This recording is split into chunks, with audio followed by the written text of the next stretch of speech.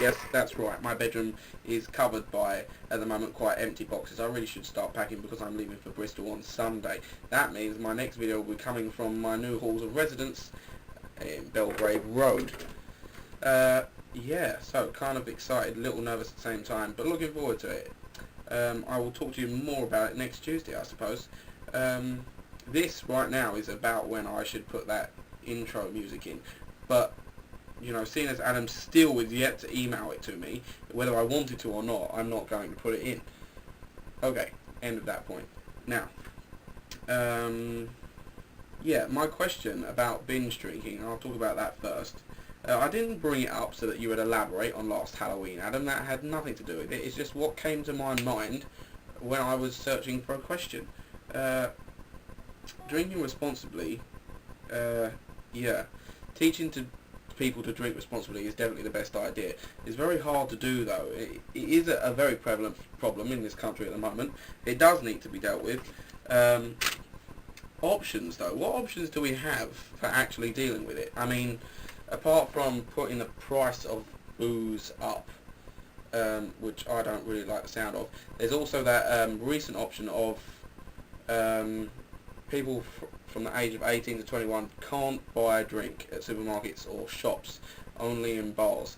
Again, that sounds really ridiculous, and I don't think that the shops are going to like it, because obviously they're going to lose out on the money, and any restrictions put on alcohol are going to be greatly opposed by the companies that produce the alcoholic substances in the first place, because obviously they make so much money from it. Any government restriction on it is going to have some pretty serious drawbacks with the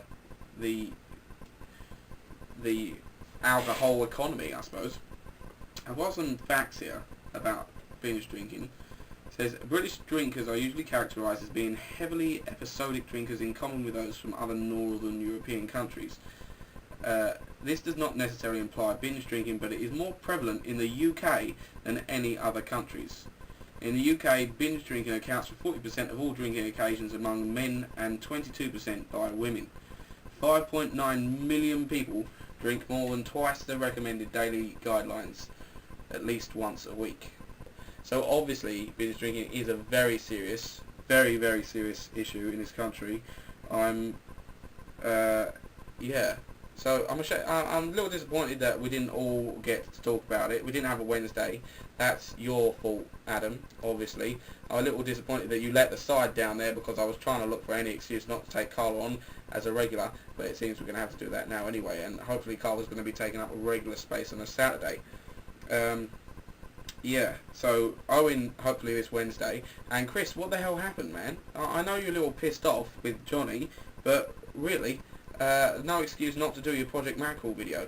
I mean, you said you were going to do one Saturday and you didn't, so you just let us down, which is rather disappointing. Yeah, on to my next point. What was my next point? Am I not putting a theme tune in because it makes me better than you? No, I'm doing it because I don't want to, but yes, I am better than you anyway. What? Oh, your question, Adam, about Charles Darwin in the Christian Church. I think that's ludicrous, that apology thing. My views, personally, I'm very much an atheist. I believe completely in science. Well, actually, I say completely. I do have some little... There are some moments in my life when I think, wow, maybe there is a God after all, but I don't think it's a very realistic option. I believe totally in evolution, but I also know a bit about the circumstances that had to be possible for life to come about on Earth. I also know a little bit about the evolution of life from a single cell organism to what we are now, and everything seems so unbelievably far-fetched. It really does seem like a very complicated, very, very complicated process that boggles the mind to think that it came about without any help from anyone. So maybe, possibly, there's some kind of higher power, but I doubt it very much. And I do like to mock people who believe, who would put their life on the line to suggest that there is definitely a higher power. I'm just going to actually check that I've pushed the record. Yes, yes, yes, I did push the record button. Otherwise I'd have been rambling along for 6 minutes already and not recording, which would have been rather irritating. Incredibly irritating, in fact. Johnny, your week's been boring only because you made it boring. You get out there and do something, it wouldn't be so boring, would it? Huh.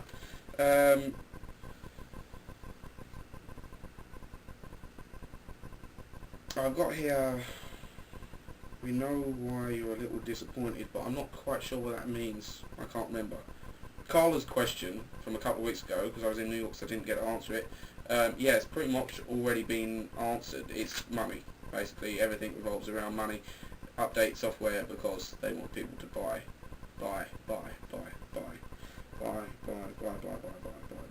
You also said about automatic computers with a response to my touchscreen thing, and you talked about those self-service checkouts in supermarkets, and the quote was, "Machines, what does it know?" Referring to the fact that you don't have to lie to it or you don't have to hide from it. But actually machines most probably know a lot more than you or me. In fact, there are machines that can tell whether you're lying. That's the whole point of them. So yeah, I do believe very much so that machines will mostly run the world soon, and they will be much greater than you can ever imagine, far more intelligent than you or I.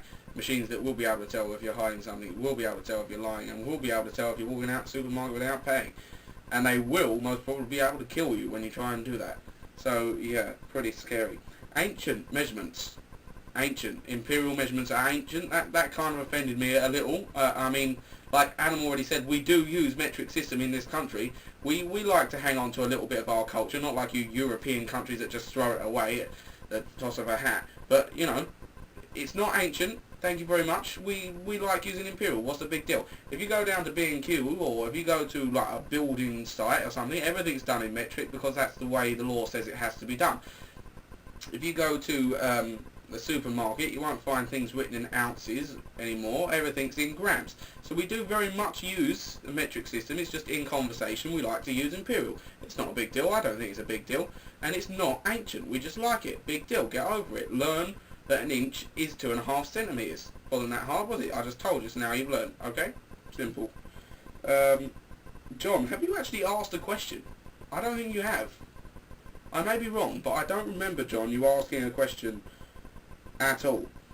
I love how you took Carla's question and managed to ramble on incredibly boringly about graphics cards. I couldn't give a crap, to be honest. I don't want to hear about graphics cards. I really don't care. I really don't. Couldn't be bothered. I just... not interested. Okay, the last thing I have written here is... who cut his fringe? Adam. His hair. I suppose you've noticed, those of you who are coming over to Project Mackerel from Adam's normal channel will have noticed most definitely that his hair is messed up. He now has this fringe here and his hair comes down here like this. Now, what I propose as my question this week is for people to try and find out who cut Adam's fringe, or at least to put forward theories on who you think cut his fringe. Now, he originally told us that it was Darcy, a friend of his, who cut his fringe after he pissed her off, which would have been understandable, except Darcy never did it. We know that Darcy never did it. So who cut your fringe, Adam? Who cut Adam's fringe?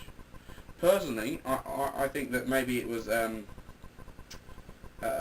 prostitute or something that you pissed off a little. I'm surprised she didn't actually stab you with the scissors rather than cut off your hair. I don't know. But yeah, it's either that or, I don't know, you were high and you cut it yourself. But yeah, if you did cut it yourself, you need to know that you look like a right tosser. It's not a good look for you. Okay, that's it for me. See you all next Tuesday.